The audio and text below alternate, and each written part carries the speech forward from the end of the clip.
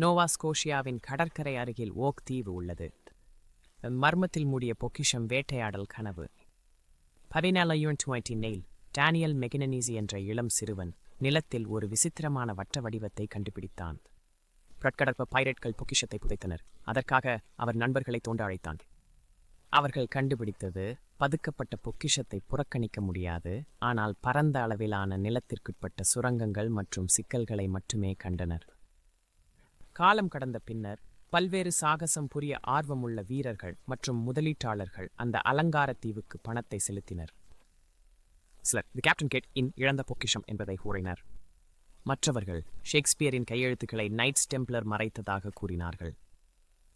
நூற்றுக்கணக்கான தோண்டுதல்களுக்கு மத்தியில் அந்த பொக்கிஷம் எப்போதும் கைவிடப்பட்டு கண்டுபிடிக்கப்படாமல் போனது.